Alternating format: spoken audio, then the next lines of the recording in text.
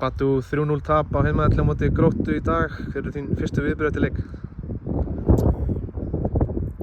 Ég held að 3-0 svolítið ósanngjarnt, en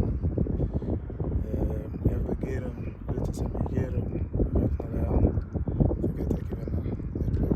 Hvað var það sem vantaði upp á varnarlega hjá ykkur í dag?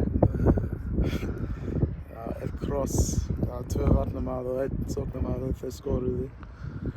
Og svo hotspyrna sem við vorum ekki dekka rétt, og svo þriðja vorum við gefa bolta. Þið héldu boltanum þokkalega í leiknum en funduð lítið að leiðum svona að marki Gróttu. Hvers vegna var það? Ja, þeir voru að líkast tilbaka og leyfa okkur að hafa bolta. Og þegar við förum að sækja og gera réttu sendingar inn í teig. Við vorum inn í teig nóg til að skora. Det var alltaf fyrsta í bolta þegar við sendum bolta inn í teig. Það vanta baráttu eða hvað finnst þið vanta frá liðinu í dag? Já, baráttu. Það var svolítið ekki nóg orkar í liðinu þegar við vorum með meira. Og það er fótboltastundum þegar það er ekki þetta þinn megin. Þú átt að gera meira til að, já, en við vorum ekki gera nóg af það. Markmiðið hjá ykkur hlýtur að hafa reyna að komast eins nálægt, komast í umspilið, fimmta sætið. Eru þið að horfa á þangað og finnst þér líklegt að náið því? Já, ef við gerum hvað við vorum að gera í dag, við rétt ekki finna neitt lið í þessa deild.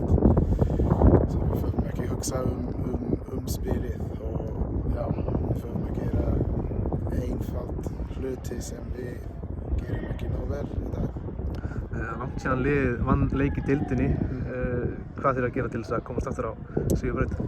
Það er marga faktor í því. Sumi leik sem við ná ekki vinnar, það var sanngjarnt, en sumi var ekki. En já, ég er ekki hugsa það meira hvað við förum að gera á næsta leik til að vinna það. Marcus Campos kemur inn í sínum fyrsta leik núna í hálfleik. Hvernig fannst þér hann koma inn í leikinn? Já, hann spilar mjög vel. Síðan það verðugt verkefni í næstu viku Njarðvík á útivelli. Hvernig líst þér á þann leik? Njarðvík er lið eins og allir. Ef þú ná ekki gera matcha í baráttu og hlaupum og ef við ekki ná sterkur inn í teig, þá ætla að vera líka ljóti dagur. Takk.